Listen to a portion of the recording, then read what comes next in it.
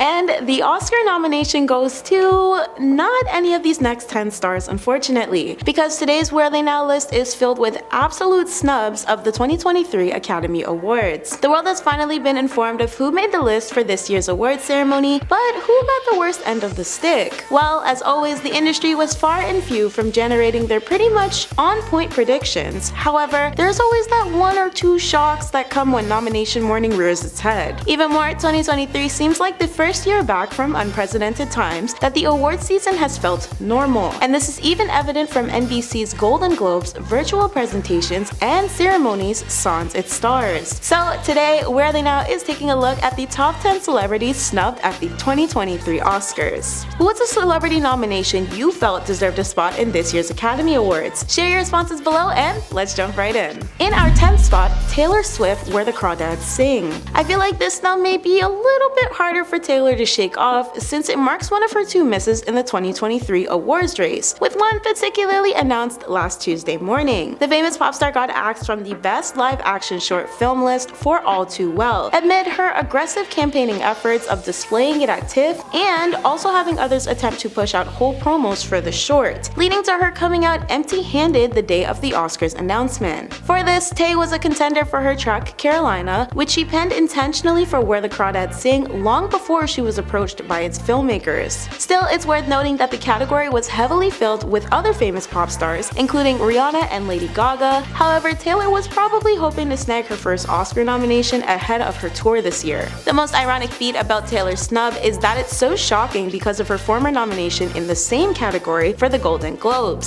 something experts were pretty much betting on for Taylor to be a likely winner. Not only was Taylor left out the Oscars though, but so was her bestie Selena Gomez, who many believe should have received a nod for Best Song for My Mind and Me from her documentary of the same name. After Ryan Reynolds and Will Ferrell's duet also failed to make the cut following days of campaigning, many are banking on Good Afternoon as being the reason why a lot of these big names didn't make it. It can be noted that the song category did include a more well-received nomination shock for Diane Warren though, for Tell It Like a Woman's Applause. Before we jump into number 9, like today's Where Are They Now if you'll be tuning in to the 2023 Oscars. In our 9th spot, Viola Davis, The Woman King. Now this one is a major shocker considering Viola has basically become an Academy dominator, with her 4 previous nominations and 2016 win for her work in Fences. This is why it only made sense that she was being sought as a favorite contender for her General Niska portrayal as the leader of a fully female warrior group in Western Africa. Aside from the extremely strong early viewing at TIFF and a much bigger box office expectation, it also seemed as if Viola would have been one of the only Women King nominees, except a rather late season push for the inclusion of other stars like Michelle Williams and Ana de Armas managed to revoke Viola's presence in the category altogether. Best Actress also saw a surprising nomination in the form of To Leslie's Andrea Riseborough in light of a quick but notably star-studded campaign for her movie. Michelle also served as another less shocking factor for this list, because despite receiving wide acclaim, numerous award honors, and critical recognition for her work in The Fabelmans, Michelle also missed out on important nominations that caused worry she wouldn't make the 2023 Academy Awards cut, or, even more, land herself in a supporting actress nod instead, even though she initially campaigned for lead. In our 8th spot, Tom Cruise, Top Gun Maverick. Despite Tom still set for Oscar Gold under his producing title for TG Maverick for the Academy's Best Pictures list, many also expected nothing less than him sweeping the Best Actor category. However, he wasn't even nominated. Tom's missed Best Actor nomination would have marked a banner year alongside Angela Bassett's Black Panther: Wakanda Forever for acting nominations specifically from blockbusters. Previously, Tom has seen 3 other nominations in this category for Jerry Maguire, 4th of July, and Magnolia. Even though Maverick had an originally high chance of becoming a breakthrough hit that March, it still wasn't enough to secure him multiple spots in the Oscar race. Fellow hopeful directors whose films also missed their mark for nominations, according to predictions from experts, include S.S. Ramjamouli's RRR and Baz Luhrmann's Elvis, making Ruben Ostlund's Triangle of Sadness a big shock factor within the Best Director category. More so, women were generally ostracized from the Best Director field, despite a former female director Director, having taken home the award over the past 2 consecutive years. In our 7th spot, Daniella Deadwyler, Till. Cinematographer Chinone Chukwu's film about Emmett Till's mother, named Mamie Till Mobley, seeking justice and sparking a movement because of the grief of her son's life being brutally taken, served immediate buzz about its potential for an Oscar, especially due to its New York Film Festival premiere in the fall. However, the film took a noticeable miss when the star who plays Mamie went from the most anticipated Best Actress winner to not even receiving a nomination. This was a category which was predicted to serve as one of the 2023 ceremony's most diverse, including fellow stars like Viola Davis and Michelle Yeoh being depicted as frontrunners for Best Actress. As mentioned earlier, Danielle was also booted from contention, leaving the remainder of the category as all white celebrities aside from Michelle.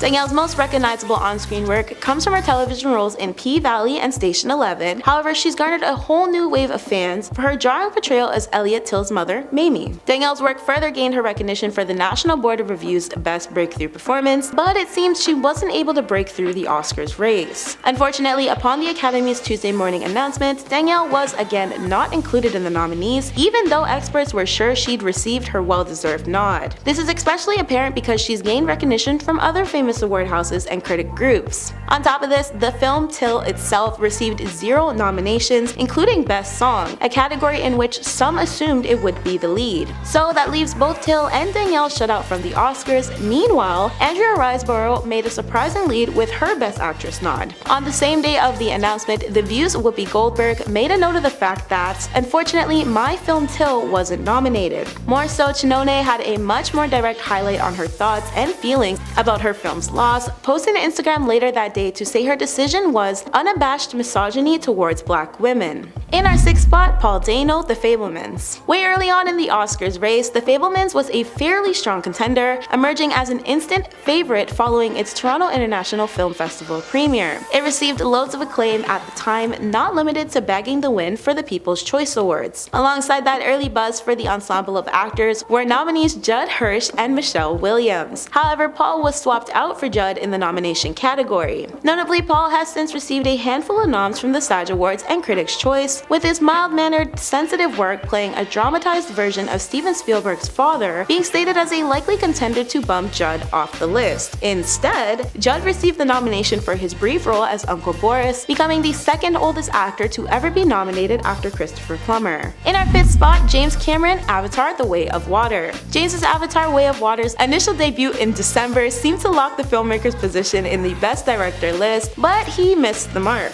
He has 3 worthy top-grossing films to exist under his belt, and Way of Water has scored rave reviews for its higher emotion, visual aesthetic, and much more cohesive plotline than the first Avatar film in the movie franchise. But his credentials and the movie's domination still don't seem like enough to make his Oscar snub okay in the eyes of his fans. However, many online sources believe that voters are waiting for James to wrap up his film franchise before they will land him the big reward. In our 4th spot, Gina Prince-Bythewood, The Woman King. Much like Viola, the creative genius behind The Woman King, Gina herself, has also been snubbed for this year's Academy Awards. It's not much of a surprise that the Academy has once again failed to nominate any women for their stellar work behind the lens, but it is still disappointing. During the beginning of award season, many held high hopes for movie makers like Sarah Polley, Chinone, and Maria Schrader to be added to the mix. But in unfortunate events, more likely than not, other voting holders, most notably the DGA, didn't add any women to their list of best directors. This exclusion has caused supporters to feel like the Oscars contention is depressingly inevitable. In our 3rd spot, Claudio Miranda, Top Gun: Maverick. With how widely considered Maverick was as being one of 2023's most visually amplifying films, I'm sure you can see how there is confusion over Claudio not snagging the Best Cinematography nomination. Claudio seems very well liked within the Academy, as he formerly won the same award in 2013 for Life of Pi. What's even wilder is that Maverick has been vetted as one of the category's top dogs, only for it to not be featured, period. The film has previously earned a nod for the American Society of Cinematographers Best Feature Film and swept the competition by winning recognition from the Nation Board of Review, Critics' Choice Awards, and New York Film's Critics Circle. The innovation of filmmaking has been largely credited to Claudio, who takes audiences on a journey of new heights in aerial stunt work and further pushes the bar by obtaining his pilot's license to perfect his Maverick work.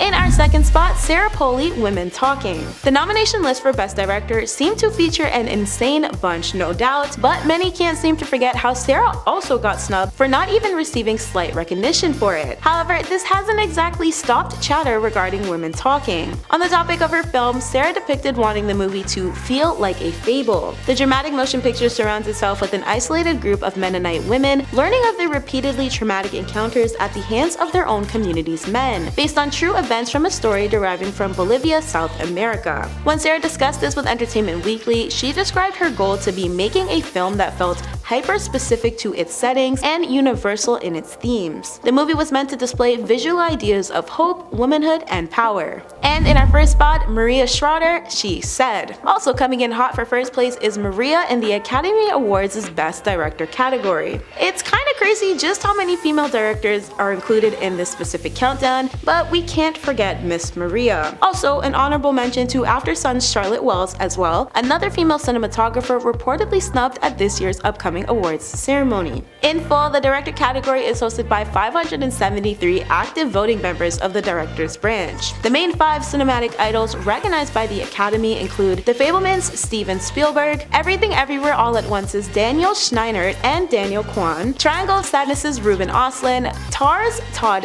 Field, and The Banshee of Inisherin's Martin McDonagh. After the announcement of the nominations, Los Angeles' Women in Film organization expressed their condemnation over the Academy disincluding women filmmakers. They did so through a statement which reads, "Once again, Academy voters have shown they don't value women's voices, shutting us out of the Best Director nominations. An Academy Award is more than a golden statue, it's a career accelerator that can lead to continued work and increased compensation. That's why WIF will continue to advocate for the work of talented women directors to be included." In Oscars history, only 7 women have been nominated and only 3 have come out on top as winners, all being 2009's Catherine Bigelow for The Hurt Locker, 2020's Chloe Zhao for No Man Land, and 2021's Jane Campion for The Power of the Dog. Even with these snubs, as the saying goes, the show must go on. You can catch the 95th run of this year's Oscars on March 12th, airing on ABC at 8 p.m. ET and 5 p.m. PT. That's been today's WATN. I've been your host, Michaela, and thanks for watching, friends.